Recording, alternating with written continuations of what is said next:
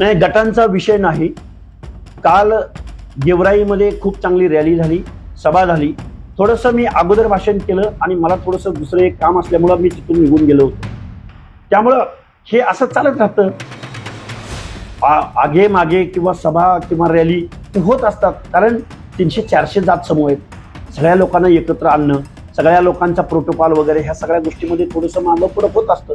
त्यामुळे ओबीसींना एकत्र आणणं आणि ओबीसीचं आंदोलन उभं करणं या महाराष्ट्रामध्ये प्रचंड जिकिरीचं, जबाबदारीचं आणि अवघड असं काम आहे, याची आम्हाला कल्पना आहे. कुठलाही मंत्री, मग ते शिरसाट साहेब असोत किंवा बावनकुळे साहेब असोत किंवा अजून कुणी असोत, ते कुठल्या पक्षाचे आहेत, ते सत्तेतले आहेत का विरोधातले आहेत, ह्याच्याशी आम्हाला देणं घेणं नाही.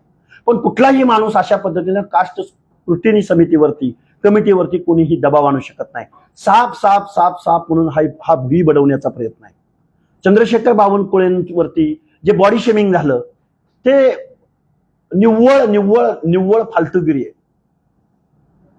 असं कुणाला टार्गेट करण्यानं प्रत्येक वेळी एका ओबीसी नेत्याला निवडायचं, त्याची शारीरिक ठेवण निवडायची, त्याची जात निवडायची आणि त्यांना मग अपमानास्पद, त्यांच्या मनात लज्जा निर्माण होईल, मान शर्मेने खाली जाईल, त्यांना गिल्ट वाटेल, अशा पद्धतीनं वागण्याचं काम मनोज जरांगे गेल्या 2-3 वर्षापासून करतायत. त्यांनी कधी छगनरावजी भुजबळांना टार्गेट केलं, त्यांनी कधी महाराष्ट्राचे मुख्यमंत्री देवेंद्र फडणवीसांना टार्गेट केलं गेलं, आईमाईवरून त्यांना बोलले गेले. कधी काळी त्यांनी धनंजय मुंडे आणि पंकजाताई मुंडे यांना टार्गेट केलं. कधी सुद्धा एका ब्रश शब्दानं सुद्धा त्यांनी कधी जरांगेवर टीका केली नाही. त्यांना टार्गेट केलं गेलं. आम्ही तर रोजच आहे. आम्हाला तर आमच्यावरती दगड टाकणं असल्यापासून, फिजिकली हाणमार करण्यापासून, बघून घेण्याची आम्ही तर रोजच बघतोय. म्हणजे ओबीसीनी बोलायचं नाही हक्क अधिकाराबद्दल. ओबीसीनी एखाद्या या लोकशाही मार्गानं, सनदशीर मार्गानं, उपोषणाच्या मार्गानं आंदोलन करायचं नाही. हे भयंकर आहे. 1 सप्टेंबरच्या आपल्या आंदोलनावरचा फोकस जरा सुद्धा चुकून सुद्धा आम्ही इतर दुसरीकडे कुठेही घेऊन जाणार नाही. आम्ही सनदशीर मार्गाने, लोकशाही मार्गाने आमचं आंदोलन उभं करत आहोत. मात्र काल शहरामध्ये तुमचं जंगी स्वागत झालं. नवनाथ वाघमारे देखील तुमच्या स्टेजवर होते. त्यावेळेस नवनाथ वाघमारे स्टेजवर आले, लोक उठून जायला लागले. म्हणजे तुमच्या 2 गटांसमोर नाही, गटांचा विषय नाही. काल गेवराईमध्ये खूप चांगली रॅली झाली, सभा झाली. थोडंसं मी अगोदर भाषण केलं आणि मला थोडंसं दुसरं एक काम असल्यामुळं मी तिथून निघून गेलो होतो. त्यामुळं हे असं चालत राहतं. आगे मागे किंवा सभा किंवा रॅली हे होत असतात. कारण 300-400 जात समूह आहेत. सगळ्या लोकांना एकत्र आणणं, सगळ्या लोकांचा प्रोटोकॉल वगैरे ह्या सगळ्या गोष्टीमध्ये थोडंसं मागं पुढं होत असतं. त्यामुळे ओबीसींना एकत्र आणणं आणि ओबीसीचं आंदोलन उभं करणं या महाराष्ट्रामध्ये प्रचंड जिकिरीचं, जबाबदारीचं आणि अवघड असं काम आहे, याची आम्हाला कल्पना आहे. पण तरी सुद्धा आम्ही जी मागणी करतोय, आम्ही जी संविधानिक गोष्ट मांडतोय, जे ओबीसीच्या आरक्षणाची बात मांडतोय, ह्या गोष्टीकडे महाराष्ट्रातल्या ओबीसींनी लक्ष द्यावं. आपल्याला मान सन्मान, मान पान, आम्हाला हे ते या भानगडीत तुम्ही पडू नका. तुमची ऑलरेडी कपडे काढून घेतलेले आहेत तुमच्या या भांडणामुळं, तुमच्या जातींच्या संघटनामुळं. तुम्ही कधीच ओबीसी म्हणून एकत्र आला नाही. त्यामुळे तुमच्या अंगावर आता कपडे राहिलेले नाहीत. ओबीसी बांधवांनो, तुम्ही उघडे नागडे झालेले आहात. तुम्ही ज्या पक्षांना मतदान दिलं त्या पक्षांनी ओबीसीच्या अंगावरती आता ओबीसीला निर्वस्त्र केलेला आहे इथल्या सत्ताधाऱ्यांनी, विरोधकांनी. तुमच्या बाजूने कोणीही बोलायला तयार नाही. एकही आमदार बोलायला तयार नाही.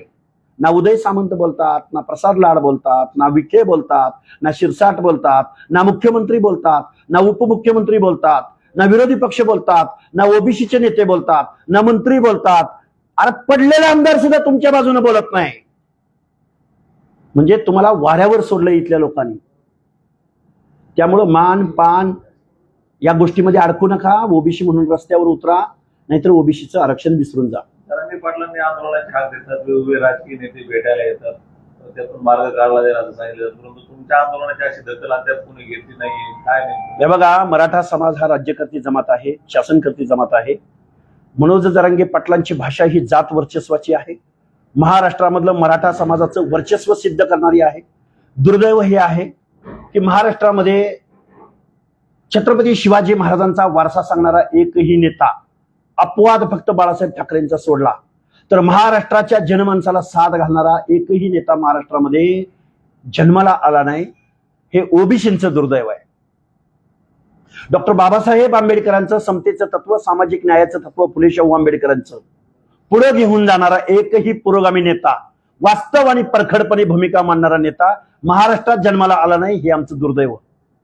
अपवादात्मक परिस्थितीमध्ये लोकनेते गोपीनाथरावजी मुंडे साहेबांनी विजयंती आणि ओबीसी मध्ये जी एकजुटीची भावना या महाराष्ट्रामध्ये निर्माण केली होती, तेवढा वकूफ असणारा, जनसामान्यांच्या मनावरती पकड असणारा नेता महाराष्ट्रामध्ये जन्माला आला नाही, हे दुर्दैव.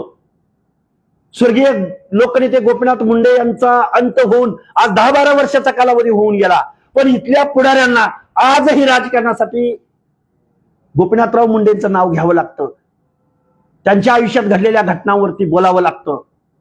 पण त्याच पृथ्वीराज बाबा चव्हाणांना, त्याच राजू शेट्टींना, त्याच महादेवरावजी जानकरांना, त्याच संजयजी राऊतांना, अरे स्वर्गवासी लोकनेते गोपीनाथ मुंडेंचं नाव घेऊन ओबीसींना किंवा महाराष्ट्रातल्या जनतेला त्यांच्या मनामध्ये संभ्रम निर्माण करण्यापेक्षा आज रोजी ओबीसीचं आरक्षण गेलंय. राजू शेट्टी बोललं पाहिजे, तुम्ही महादेवजी जानकर तुम्ही बोललं पाहिजे, संजयजी राऊत तुमच्या पेनला कधी कधी एवढं टोक येतं. तुम्हाला मान्य आहे ओबीसीच्या आरक्षण आज संपलेलं आहे, हे मान्य आहे का नाही मान्य आहे? सांगा एकदा, सामनामधून लिहा अग्रलेख एकदा.